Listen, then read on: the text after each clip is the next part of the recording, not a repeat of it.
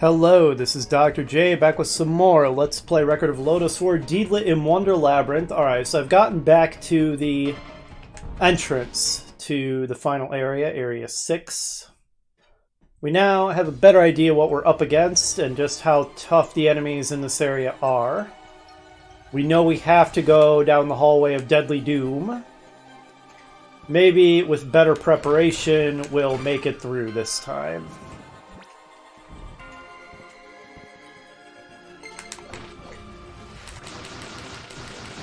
Get out of here, Ragnakang.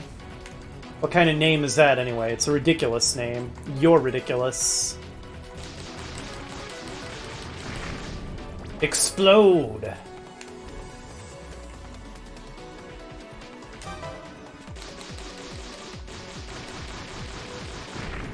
Hovering just off screen where my shots don't hit you is pretty cheap, Ragnakang. Alright, we went through an awful lot of MP doing that. Alright, is there a good strategy for dealing with this stuff? Okay, well, just getting up close and slashing like crazy worked pretty well.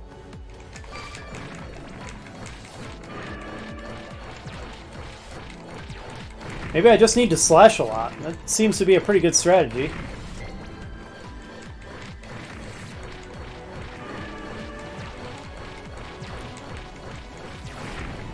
Okay, the secret to this hallway was to just mash the attack button. Good to know. Good to know that a hallway that can be defeated in such a simple manner gave us so much trouble.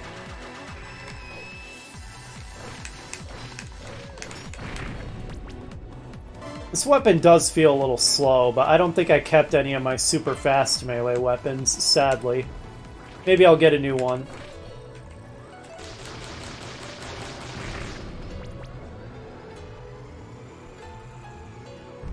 Okay, we can go this way.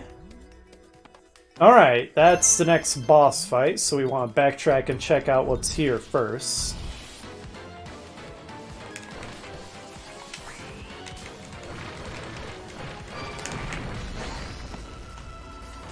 I couldn't even see that through all the stuff happening.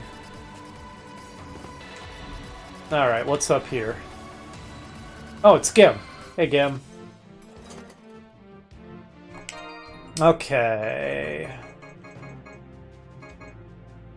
A bow made from the scales of a dragon. When did I even pick this up?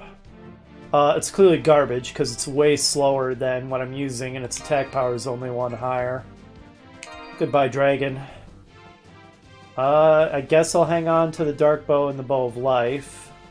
The Apollon is what I have equipped. I don't... the Indra is worth a ton if I were to sell it. The Mechanical's attack power is so much lower than the Apollon that... as much as I love that incredible rapid fire, there's no real reason to hang on to it. Obviously, the Imp Spear is a joke. Are you selling anything good? A bow called the Thunder, arrows cut from a tree hit by lightning, holds powerful magic. A little slower than what we've got. A little more powerful. Costs 10,000. Not a good deal. Big bow. Alright, the Jite, which is strictly better than what we've got. We are absolutely going to buy the Jite. So Te is hand.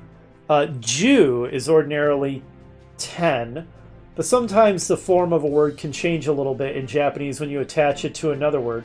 So I guess I see why Jite, why its description says, a foreign weapon that works as though it were made of 10 hands. Its name might even literally mean 10 hands.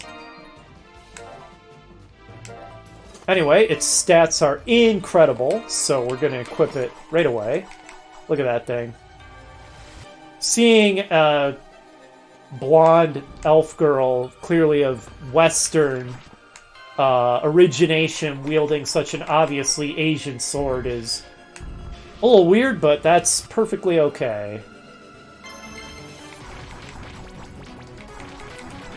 I think next up is the obligatory boss rush.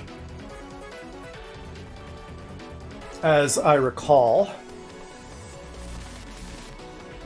Hey, Carla. Long time no see. Death indeed holds no meaning in this world. You'll be the final test, huh? And yep, she summons a boss rush. Now, the early bosses are absolutely a joke now because their stats haven't been changed. And our stats are now way the heck better than they used to be.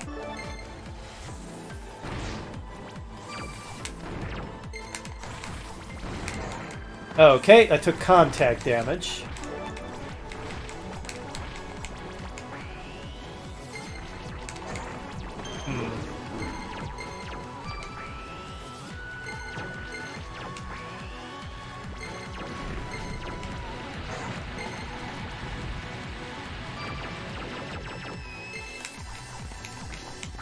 It lends an interesting character to this boss fight that it just keeps this weird dissonant music instead of switching to the boss music.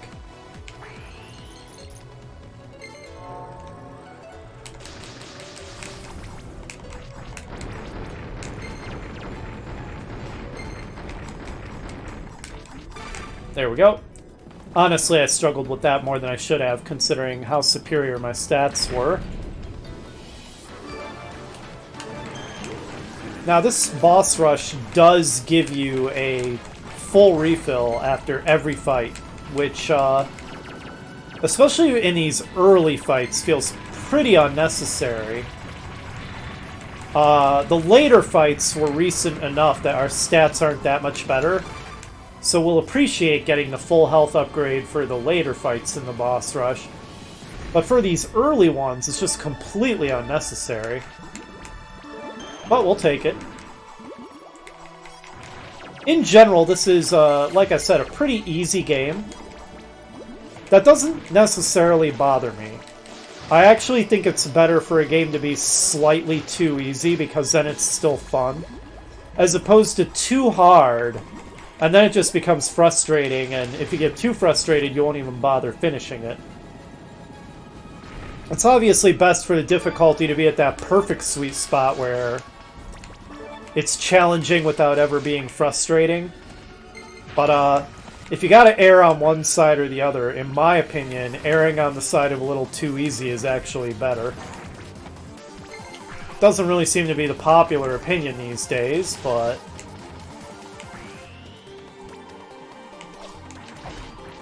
you know, I have a life outside of video games. I have a job, I have friends and family, I'm even a little active in my local community, so I've got a lot of things to do besides just play video games. Hey, Exhibitionist. I've got the perfect thing for you. It's this new spell I learned. And anyway, what I'm saying is, because I don't have all the time in the universe to play video games and to spend getting good at a game that's super hard, that's why I appreciate a game having a reasonable difficulty level. Okay, well, we got her. It was incredibly messy, but we did it. Let's switch back to Will-O-Wisp.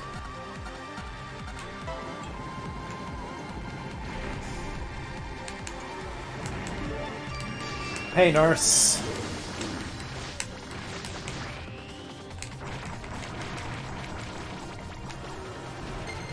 Oops. I lost track of what element I was again. That happens to me a lot, it seems.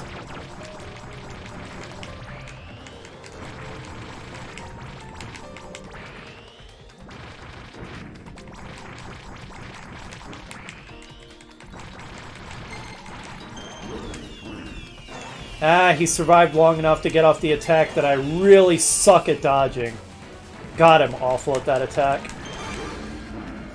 Okay, we got him.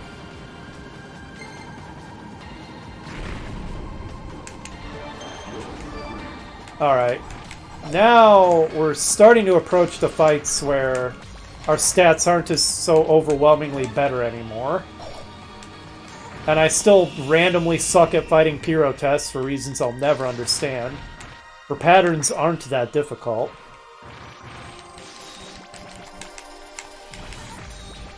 But I'm really bad at avoiding them.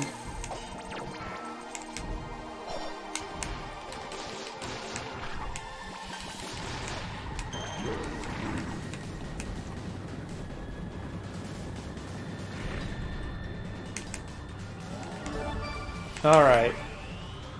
Now for Beld. We handled him quite well the first time.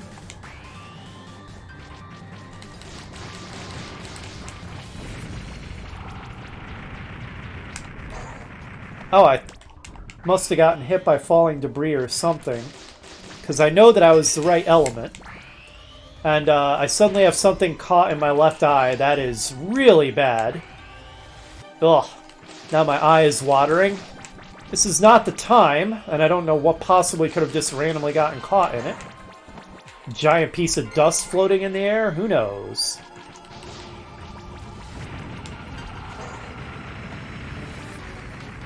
Uh-oh. Oh, God, that looks so painful.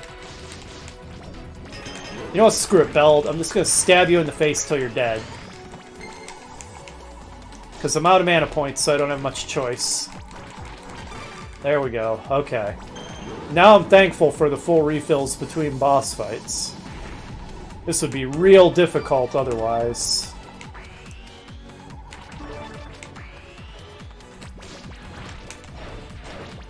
Ugh. I'm not good at dodging that 3-strike melee combo.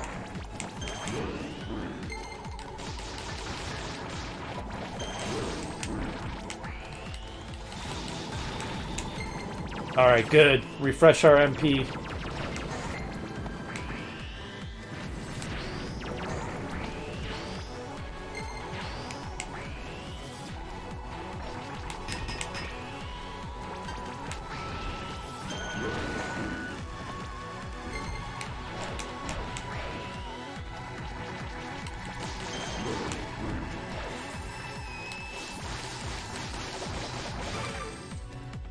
Okay, now for Imperfect Ashram.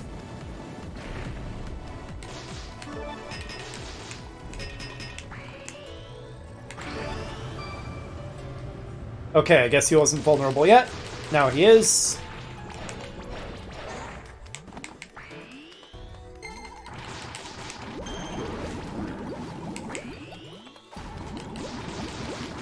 Man, that is a serious case of projectile vomiting you've got going on, dude. I would suggest you get that looked into. We got hit by that attack. That's not good.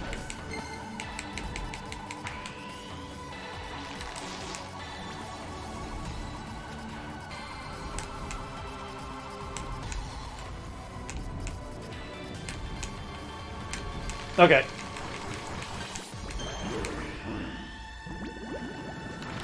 Alright, we did it. I think that was the last part of the boss rush. Indeed it was. No fanfare whatsoever. Carla disappears and Deedlit goes about her day.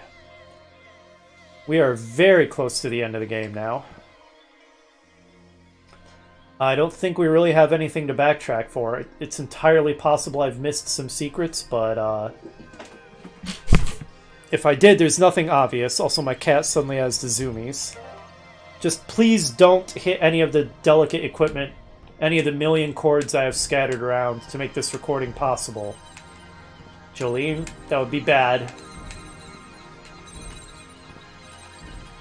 This just gets stranger and stranger all the time. The layout of this place, it just keeps getting more technological, too. Oh, now everything's all staticky.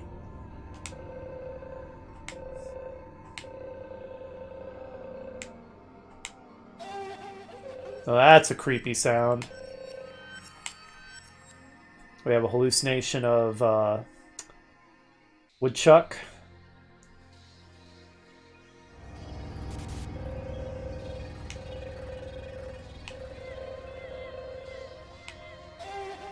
Next up is Slain.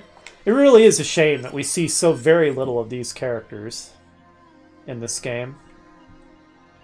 It's basically Deedlit, Purotess, and figments of Deedlit's imagination that barely do or say anything. It's basically the cast of this game. Okay, now my cat is sitting in my lap. Just make yourself comfortable, girl. I've got a tough fight coming up. A couple of them, in fact. A 2-stage final boss battle. Oh, there's Ito. Come on, girl. Just sit down.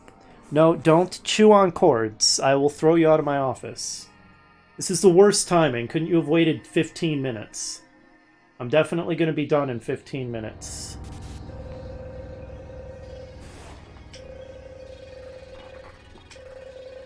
Okay, good. She's curling up. She's getting comfy. And now they just straight up say it's an imaginary world, but at this point I think that's pretty glaringly obvious. If adventure is what you seek. This is why I say it's actually completely disconnected from the plot and the setting and the events of Lodoss. It's literally just a figment of Deedlit's imagination.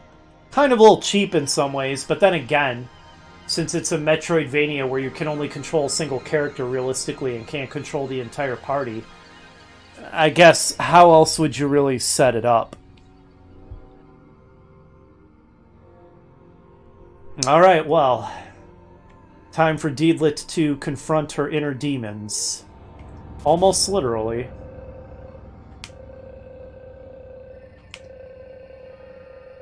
It's actually not quite that easy.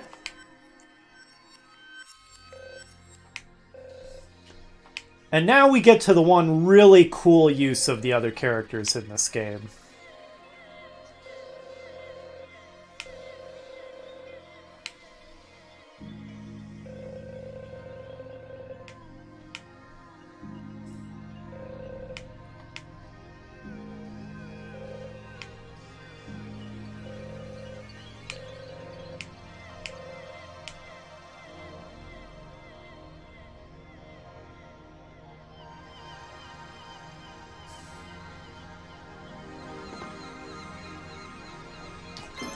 Thankfully, they have a save point right here, so we don't have to go through all of that every time. Because although it's kind of cool, it would be pretty annoying having to run that gauntlet every time we do this boss battle.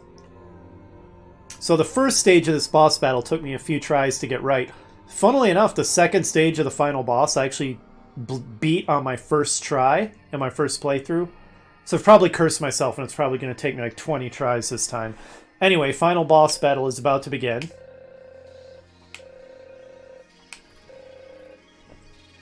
And my cat is no longer being comfy in my lap. Julian, this is the worst possible timing. What are you doing? Just go to sleep.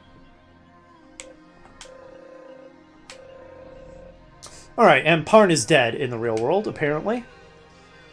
This clearly takes place after the anime, because Parn did not die in the anime. Sorry, spoilers. But he does survive through it.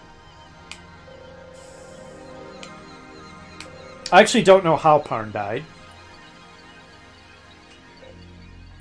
Deedlit says in the most befitting way you could. That could mean almost anything, really. Could mean he died in battle fighting as a knight.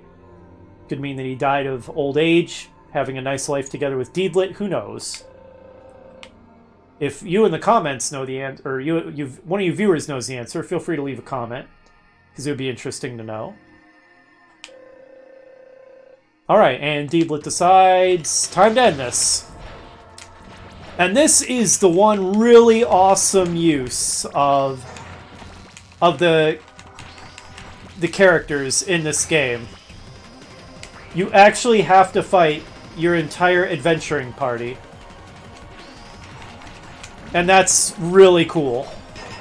Also, they're apparently immune to Will-O-Wisp. I guess because Will-O-Wisp is light and they're immune to light, so fair enough. Let's try Shade.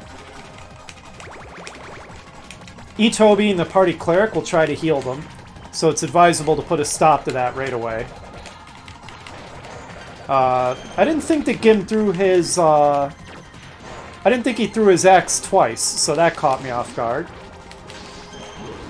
Parn just swings his sword. I mean, he's a knight, that's what he does. Slain has some pretty powerful spells and can summon undead, so Slain is probably the most badass member of the team, at least in this incarnation.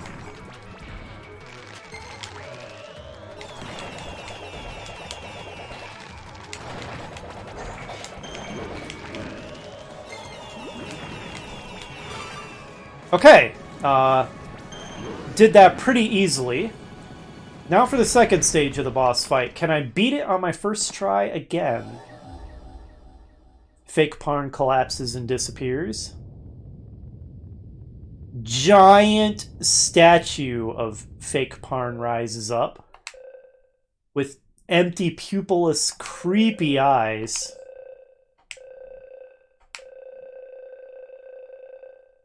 As its feelings hurt because Deedlit summoned it and then killed it. Understandable. And then lets out a really creepy scream, and oh, it's the eyeball. It's the eyeball. Okay, what are you vulnerable to? Water. Immune to darkness. Okay, so Shade's gonna be no good. Do I have anything that does water? I don't think I do, so I guess let's just use Will-O-Wisp because it's cheap. So yeah, let's see if I can clear this on the first try again.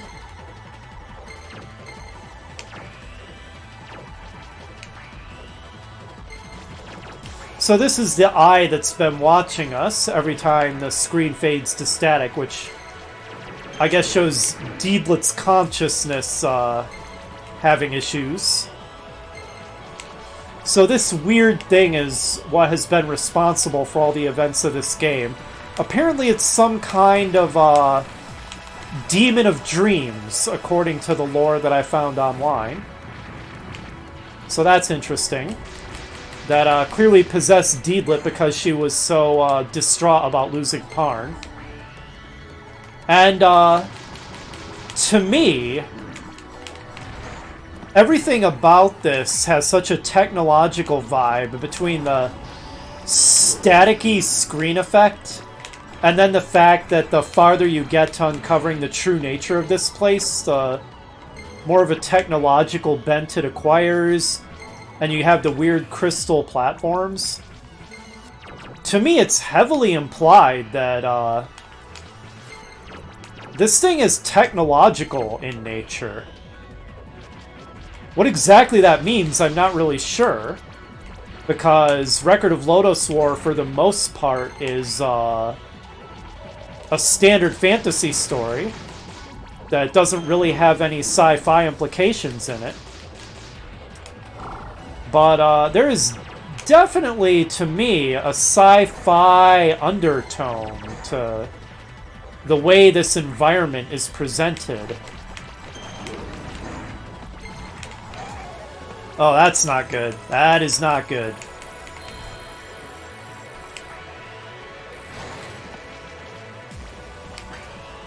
It is also not good that, oh god. I failed. Didn't clear it on the first try this time. Unfortunate. Well, we'll try again.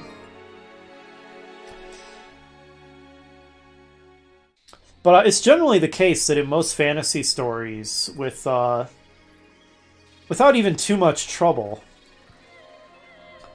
you can kind of say that there's an underlying sci-fi explanation for the seemingly magical things going on. So I could definitely believe that, oh, that's right, I have to switch to, Shade for this fight. The sort of beneath the surface of Record of Lodoss's, oh god, no, he's curing them completely. Not good. I honestly need to stop commenting about all that and just concentrate on fighting these boss battles. It is the final boss. I should take it seriously.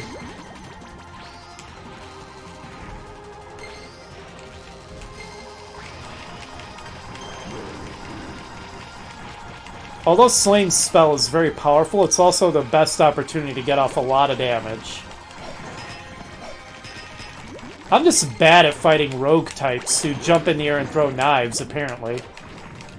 Whether it's Pyrotess or Woodchuck, they are really good at hitting me with their attacks. God damn it, Gim. I really don't want to lose all my spirit levels. Oh, that's not good. Going into stage 2 of this fight with... Okay, good. My fire reached level 3. Excellent.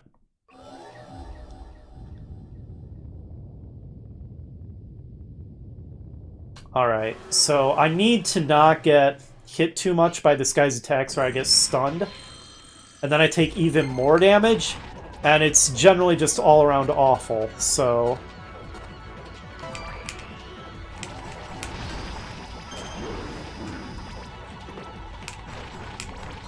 But yeah, I don't know exactly what it means, but I can easily see this Dream Demon as being some kind of device, some kind of technological device, rather than a literal spirit creature.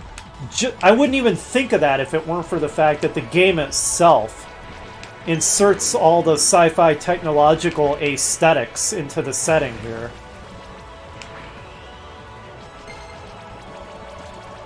It's sort of the game itself that gives that implication.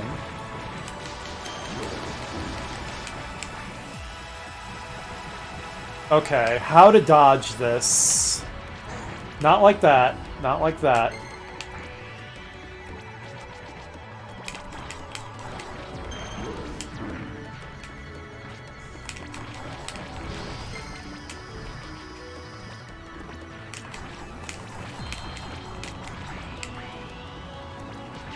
Alright, let's take the opportunity here to recover some mana.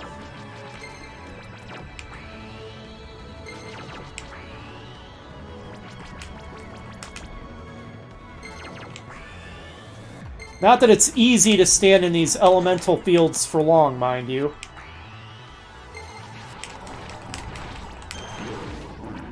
Oh, God. How do I dodge this? How do I dodge this?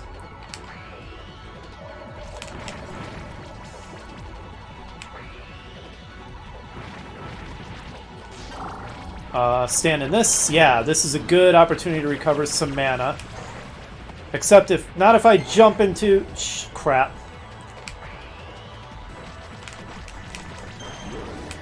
Oh no, I'm stunned. God, no.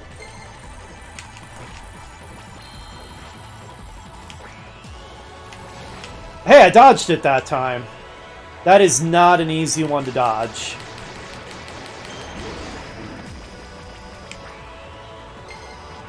We're doing okay.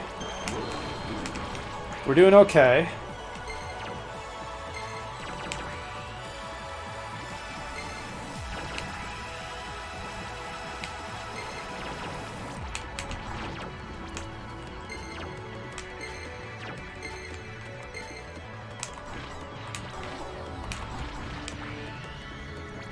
I have now figured out a good way to dodge that attack. It homes in right on me. How many hit points does he have left? Very few.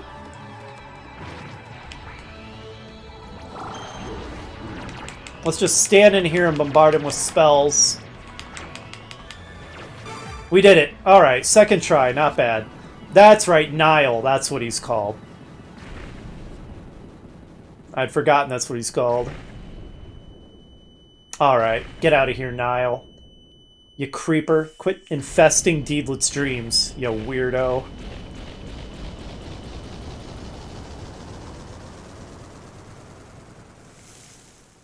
So yeah, rather than really trying to integrate it into the Lodoss story, it's just this thing, Nile, whether it's literally a dream demon or whether it's a technological device or whatever it is, it infests Deedlit's dreams, and the whole thing is basically just Deedlit's dream. It's kind of a cop-out in terms of the story, and the failure to really integrate it into the Lodoss mythos. Setting that aside, though, this scene right here honestly is kind of poignant.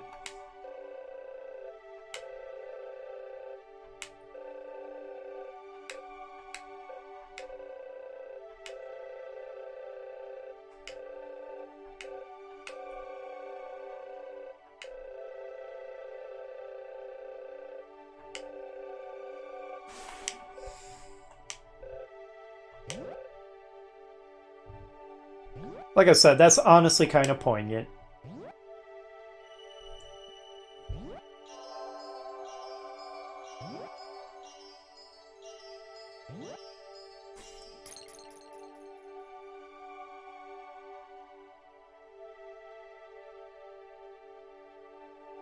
And then the imaginary world collapses.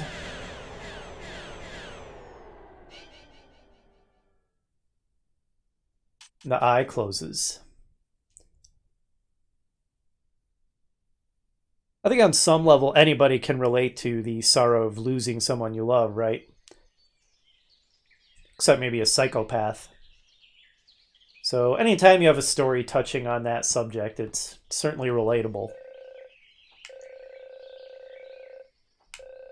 That is something that would suck about being an immortal race and falling in love with someone from a mortal race.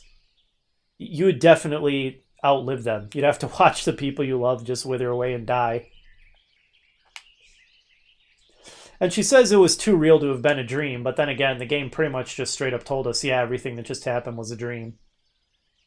It took place in Deedlit's mind. Anyway, we wake up to some pretty bird song, and clearly this is where Deedlit is currently living. So we recognize this from that dream sequence inside the dream sequence that we had. Oh, and here's Leaf, a half-elf from the Lodoss series.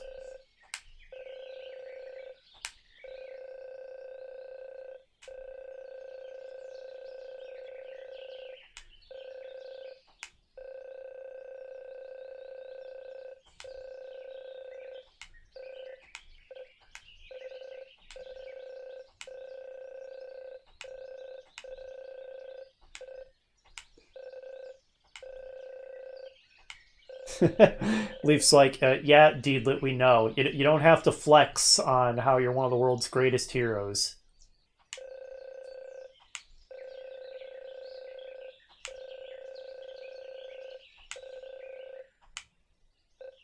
I don't know how long this takes place after the events of the Lodoss anime. How long has Parm been dead? I have no idea. Chronologically, I don't know where this fits in. Apparently half-elves are also very long-lived, since Leaf doesn't appear to have aged at all. I would assume they're not fully immortal, like full elves.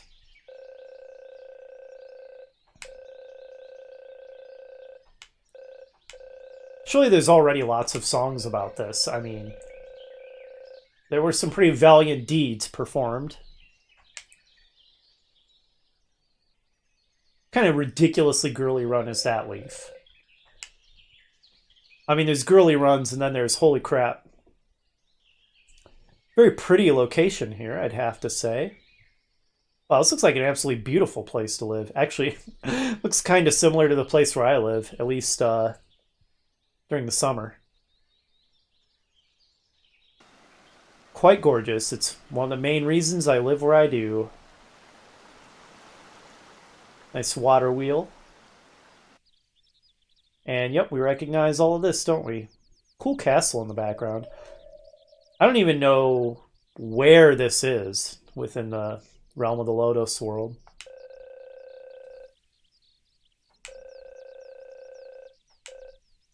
I guess this is Parn's grave. Recall, during that dream within the dream sequence, this is where Parm was standing, exactly here. On where his own grave is in the real world. And then he disappeared. So did all the other party members. I wonder if literally all of them are dead. I guess all the humans would be. Don't know how long dwarves live within the lore of Lodoss, so I don't know if Gim would still be alive. Yeah, kind of sad.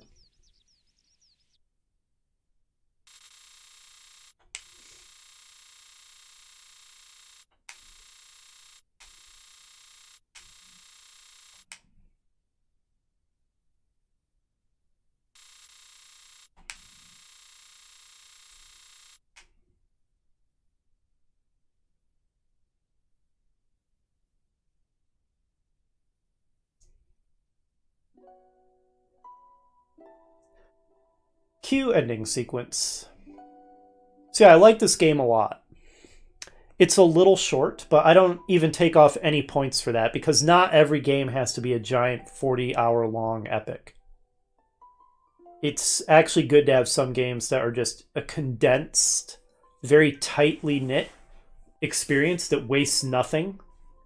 And because it's so small, every part of it can be made good quality. And this game is like that, I think. And so, yeah, I don't mind at all that it's kind of a short game. As I said, it's a little easy, but it's still challenging enough to be fun. Especially the boss battles. The boss battles are really enjoyable. They feel very fast, very fluid, very dynamic. I do rely fairly heavily on the spirit regen mechanic for the tougher boss battles, like that final boss battle. I relied very heavily on that to not die. The game does seem to be balanced around that, so it's not as if that was an exploit. That was using the game as intended. It would be interesting to try to play the game without relying on that mechanic. It would make the boss battles far more difficult.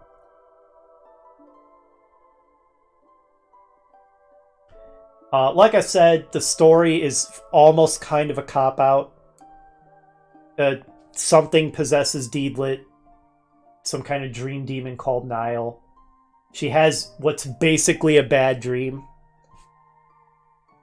So, thanks to that, it's just neatly siphoned off from the entire rest of the Lodoss story, and no effort needs to be made at all to try to fit it in. That's kinda lame. It explains nothing for people who aren't already familiar with the story and characters of Lodoss. That's also kind of lame. Even if you are familiar with the story and characters of Lodoss, it barely uses the characters at all. So the story and the characters are the weak point here. Even so, it is kind of a poignant tale of the pain of letting go of someone you love when they die or you otherwise lose them. And that honestly is kind of sad. Probably more so if, like me, you at least know the characters. So the story's not a total loss. And here we get a little post-credits sequence. Some kind of warrior-looking kid says, Lady Deedlit, an age of war has descended yet again. The Knight of Lodoss is now needed more than ever. Bad news, kid, he's dead. That's kind of the whole point of this game, is Deedlit coming to terms with the fact that Parn is dead. I have no idea who this character is, by the way. And then he keels over. I don't know why. I don't know what this signifies. Maybe if you're familiar with the parts of Lodoss that have never been officially released outside Japan, this makes sense to you. I have no idea what this is about. I think it's foreshadowing some other story that Ryo Mizuno released around the time of this game or something like that. Well, that's been Deedlit in Wonder Labyrinth. I mean, it's not in my all-time favorites list. It's not one of the best games ever, but it's a damn fine game. I give it 4 out of 4 stars, and that is a rating that I give rarely. There are not many games that I would give out the maximum 4-star rating to, but this is one of them. This has been Dr. J. This has been Deedlit in Wonder Labyrinth. I had a lot of fun playing this, even for the second time. Hopefully you had a lot of fun watching it too. And I am really excited to now be able to record games off of my consoles and not just have to record everything off my computer. So look forward to lots more Let's Plays of games that I own on my Switch. Coming up is probably going to be a lot more Metroidvanias and other platformer type things. So whatever I choose to play next, hopefully you will join me for that, and I will see you then.